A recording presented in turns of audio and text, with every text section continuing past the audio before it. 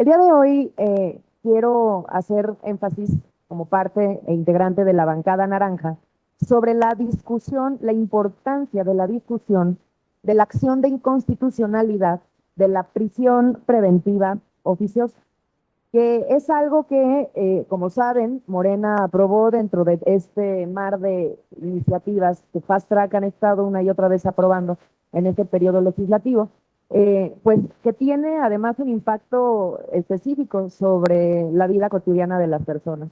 A Movimiento Ciudadano le preocupa mucho que una herramienta como esta se utilice para seguir perpetuando la situación de injusticia que viven las y los mexicanos desde hace décadas en todo el territorio. Como sabemos, las cárceles están llenas de personas inocentes. Las cárceles están llenas de personas pobres. Las cárceles están llenas de jóvenes y de mujeres que en un más de un 60% no tienen una sentencia y siguen en la prisión porque no ha sido el sistema judicial capaz de generarles una alternativa. Y la prisión preventiva oficiosa va a venir a profundizar esa crisis que vivimos hoy en día, que para nada resuelve los problemas de injusticia de nuestro país. Por eso el día de ayer presenté en mi derecho como diputada un derecho de petición dirigido a la presidenta de la Suprema Corte de Justicia, Norma Piña, pidiéndole que incorporara en el orden del día de ayer, que fue su última sesión, la discusión de la discusión, perdón, que era acá, la discusión del dictamen elaborado por la ministra Margarita Ríos Farjat, en donde pone obviamente a discusión la inconstitucionalidad de esta reforma realizada por Morena y donde se puntea con una exigencia concreta, técnica, basada en la norma, en la nuestra y en la norma internacional, que la prisión preventiva oficiosa tiene que seguir los estándares de la Corte Interamericana de Derechos Humanos. Y uno de los principales elementos a seguir tiene que ser el derecho al debido proceso. Y desafortunadamente ayer no se discutió, no se enlistó en los asuntos, no se le dio trámite en este enlistamiento en el que ya se encuentra el documento y pasará a ser uno de los pendientes de la siguiente corte. Preocupa demasiado, de nuevo, porque para Movimiento Ciudadano el acceso a la justicia es uno de los pendientes más importantes de la gente, porque dijimos desde un inicio que este remedio de reforma judicial que Morena hizo no iba a solucionar los problemas, solo a profundizarlos, y que en esta lógica, si no se reforma de manera profunda las fiscalías, los ministerios públicos y el sistema de sentencias para la población, vamos a seguir teniendo problemas con los ciudadanos de a pie todos los días que siguen sin tener acceso a la justicia. Por eso el día de hoy estaremos presentando una reforma constitucional para que el elemento de prisión preventiva oficiosa quede de acuerdo a los estándares internacionales y que podamos estar viviendo una nueva era en materia de justicia para nuestro país. Movimiento Ciudadano no quitará el dedo del renglón para que la gente en nuestro país tenga acceso a la justicia y de nuevo recalcar la importancia que la nueva Corte integre con fecha y término específico esta discusión sobre la acción de inconstitucionalidad de la prisión preventiva oficiosa. No quiero alargarme mucho más en un tema tan importante como este, pero sí decir que la Corte, que el día de ayer terminó sus funciones en esta última sesión, tenía que entrarle al tema, tenía que estar a la altura de las expectativas de los ciudadanos que durante mucho tiempo depositaron su confianza en ellos con sendas resoluciones, y este es un asunto al que no podían rehuirle. Desafortunadamente patearon el balón y tocará a la siguiente corte discutirlo. Esperemos que no duerma el sueño de los justos y que lo enliste a la brevedad. Eso es cuanto. Gracias, diputada. Tenemos una pregunta. Le pregunta Margarita Nicolás, de Cadena Raza. ¿Qué tal, diputada? Buen día. Preguntarte sobre la reforma electoral. Sabemos que esto que quedó pendiente en la Corte, pues es muy importante también porque, bueno, los organismos internacionales de derechos humanos se han pronunciado, ¿no? De que, pues, que se desaparezca porque es violatorio de los derechos humanos. Pero hace una semana decía el presidente electo de la Corte que no se podía pronunciar porque todavía no asumía funciones, pero que lo iban a analizar. Y mi segunda pregunta es la participación de MC en la reforma electoral, que ya van a empezar los foros, y de acuerdo a los morenistas, pues dicen que no va a ser una repetición de lo que vimos con los foros del Poder Judicial, que pues era puerta cerrada, con puras amistades. Entonces, ¿Qué va a hacer MC? ¿Ya tiene propuestas? ¿Qué es lo que están haciendo pues para participar? Si ustedes lo van a hacer. Claro que sí, Margarita, muchas gracias por la pregunta. Quizás precisar con lo que comentas sobre la prisión preventiva oficiosa, que la iniciativa que estamos presentando el día de hoy como Movimiento Ciudadano es para reformar la prisión preventiva oficiosa de la Constitución, porque se contrapone con el artículo 1 constitucional. Y por eso mismo es importante que no solamente se le pida y se le exija a la siguiente corte que resuelva la acción de inconstitucionalidad, sino también desde el Poder Judicial hacer nuestro trabajo, porque no podemos dejar a las personas una vez más en una clara violación a sus derechos humanos. Quienes estén en esa puerta en donde un Poder Judicial sea incapaz de resolverle su problema y quienes se encuentran hoy ya en la prisión sin sentencia. De nuevo, las cárceles están llenas, en más de un 60% de personas que no tienen sentencia. Y la prisión preventiva oficiosa solamente va a profundizar y agravar la situación y la violación de derechos humanos de las personas.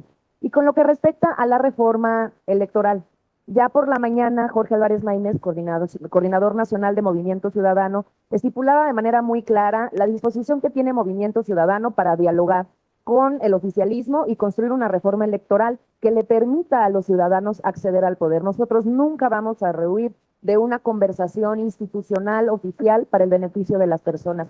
Sin lugar a dudas, una reforma electoral que le dé el poder a la gente para acceder a representar a sus comunidades. Muchas personas sueñan con representar a sus comunidades, con defenderlas desde el gobierno y desde las distintas instancias del poder político. Por eso es importante una reforma electoral. Sin embargo, si esta reforma electoral solo emana de un partido oficialista con su bloque oficialista, se pierde el espíritu de representación y de pluralidad del país. Nos preocupa sobremanera que la convocatoria de una reforma electoral surja desde la presidencia de la República. Este país lleva muchos años tratando de superar la sombra de la presidencia imperialista, este concepto que durante el priato, durante décadas, estuvimos padeciendo y que parecería que Morena tiene de nuevo la intención de volverlo a instalar. Tendrá que ser una amplia convocatoria de todos los sectores del país, que estuvieran involucradas todas las voces y toda la representatividad, porque solamente así se puede construir una reforma donde las juventudes, por ejemplo, puedan tener acceso al poder. Nosotros, como Movimiento Ciudadano, desde hace muchos años hemos tenido propuestas concretas para una reforma electoral de nuestro país. Nosotros hemos puesto sobre la mesa desde el principio, fuimos los primeros en poner sobre la mesa la disminución de las prerrogativas y del financiamiento para los partidos políticos. No pueden haber partidos multimillonarios y millonarios con un pueblo pobre. Por eso hemos señalado también nuestra preocupación de que Morena sea el partido más caro, no solo de México, sino del mundo. Más de 30,000 millones de pesos se le ha dado a Morena en los últimos 10 años como parte de las prerrogativas en un país en donde podrían haberse utilizado para muchas otras cosas más. 30,000 millones de pesos alcanza para una línea de metro y media. 30,000 millones de pesos alcanzan para 35 líneas de Metrobús.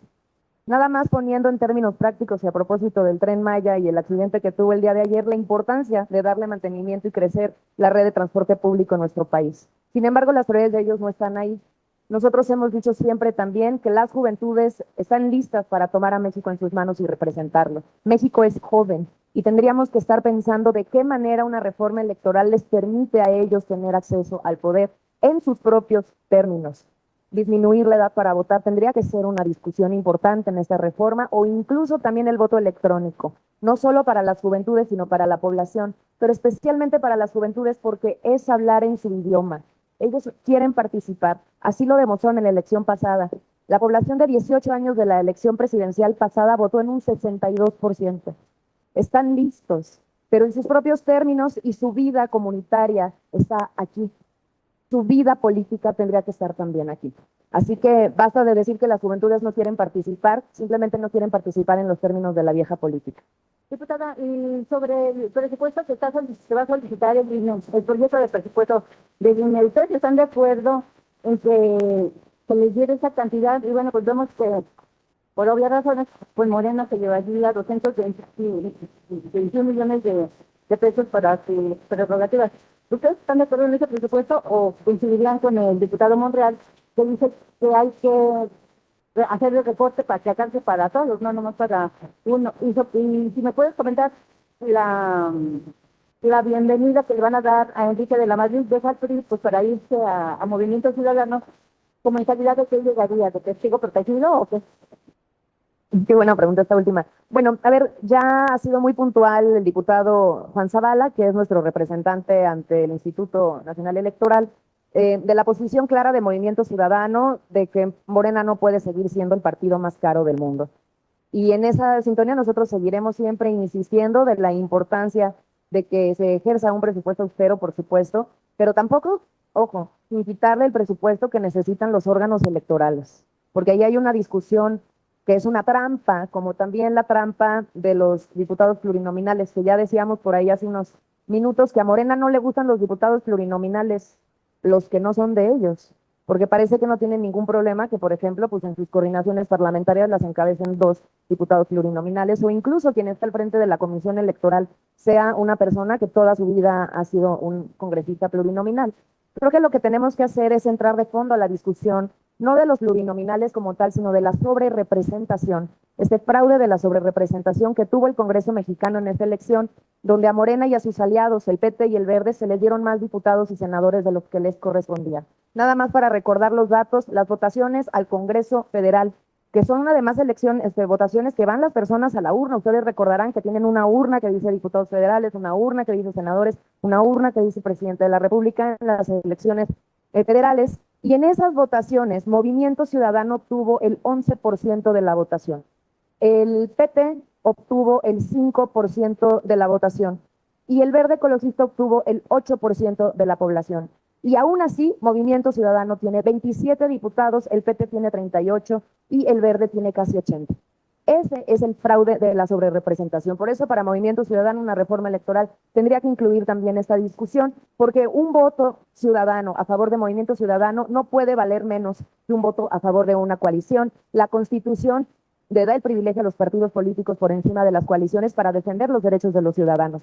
Y no podría bajo ninguna circunstancia valer más el voto por una coalición, que eso es lo que está haciendo el tribunal y lo que hizo en su momento al generarle esta sobrerepresentación, que además, dicho sea de paso, nos ha tenido en este maremoto de reformas al régimen político del país. Sin esa sobrerepresentación no hubiera sido posible hacerlo. Hoy el Congreso no está representado como la gente votó, y si quieren hablar de una reforma electoral tendríamos que empezar por ello. Y con respecto a el tema de Enrique de la Madrid, el día de ayer nos acompañó en nuestra plenaria de la bancada naranja del Movimiento Ciudadano de la Ciudad de México. Es un amigo cercano de muchos de nosotros, le reconocemos su talento y la visión que ha tenido para el país en temas muy concretos como son los urbanos, y siempre hacemos invitaciones a personalidades que les tenemos no solamente cariño, sino reconocimiento, y el día de ayer nos dio mucho gusto que Enrique nos acompañara. Vamos a ver las cosas cómo van caminando, pero lo que siempre ha intentado Movimiento Ciudadano en estos momentos, pero también desde varias elecciones atrás, es que nuestro país tenga una realineación de fuerzas políticas y que nosotros representemos a esas personas que quieren una alternativa frente al régimen y quienes quieran una alternativa frente al régimen, reconociendo además que el PRIAN no logró generar bienestar para nuestro país, van a ser siempre bienvenidos a nuestro movimiento. Gil Molina, de Canal 11. Gracias. Primero, buenos días. Yo quisiera preguntarle cuáles son los detalles finos de esta reforma que plantea Movimiento Ciudadano de la prisión preventiva oficiosa, porque la ministra Loretta Ortiz reconoció que si bien es inconvencional con los tratados internacionales suscritos por México, también dijo que hubiese sido suicida que la Corte en funciones debatiera el tema porque no había consenso. También ahí en esta pregunta, ¿cuál sería el llamado a la nueva Corte que entra en funciones el 1 de septiembre, por favor?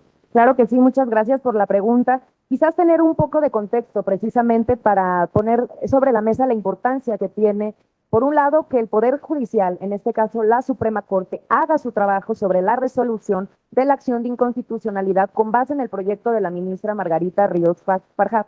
Es la primera parte, digamos, de este proceso para poder hacer de la prisión preventiva oficiosa lo que la Corte Interamericana de Derechos Humanos reclama, que ese no sea violatoria de los derechos humanos. Y por el otro lado, la reforma constitucional, que tendría que emanar desde el Poder Legislativo, porque no podemos rehuir tampoco a nuestra responsabilidad. Miren, en la sesión del 12 de agosto del 2025, la ministra Ríos Farjat solicitó incluir en la última sesión esta acción de inconstitucionalidad, es la 49-2021, promovida por la Comisión Nacional de Derechos Humanos para reinterpretar el artículo 19 de la Constitución y eliminar el carácter automático de la prisión preventiva oficiosa. Sin embargo, el Pleno de la Suprema Corte de Justicia decidió este 12 de agosto, por 9 votos en contra de 1, no discutirla. Se quedó enlistada. Por eso el llamado a la siguiente Corte es que de manera inmediata le ponga plazo y fecha a la discusión de la acción de inconstitucionalidad 49-2021 para que las personas no se vean violentadas en sus derechos humanos y se acate la resolución de la Corte Interamericana de Derechos Humanos. Desde el 2024, la Suprema Corte emitió un acuerdo mediante el cual ordena que no se inaplique la prisión preventiva oficiosa hasta que la Suprema Corte no emita un criterio al respecto. Por eso en este momento de limbo necesitamos darle a las personas herramientas, porque no olvidemos que el 60% de las personas en prisión no cuentan con sentencia. Decir también que lo que vamos a hacer nosotros es reformular en la Constitución el carácter de la prisión preventiva oficiosa para que no se contravenga con el primero constitucional. Y de esa manera el criterio que tenga que emitir la Corte junto con la Constitución política puedan cerrar la pinza para proteger los derechos de todas las personas de nuestro país. Muchas gracias. Y en otro tema, Amparo, tengo entendido que la tercera comisión permanente se reunió, la fracción que usted integra, para analizar la ratificación de Genaro Villamil como presidente del Sistema Público de Radiodifusión. Primero, si fue así, y segundo, cuáles fueron las condiciones para esta ratificación. Gracias. Muchas gracias. Útiles.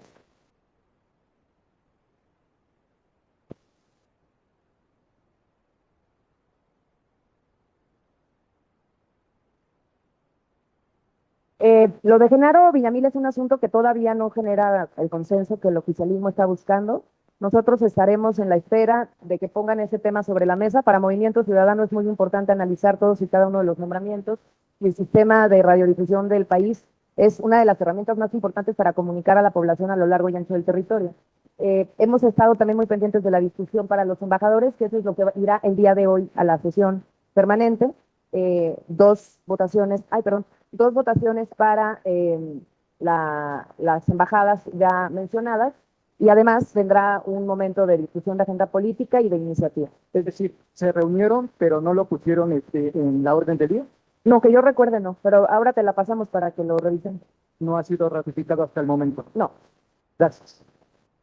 No tendremos más preguntas, registradas, diputada. Muchas gracias. Gracias. A usted. Perdón.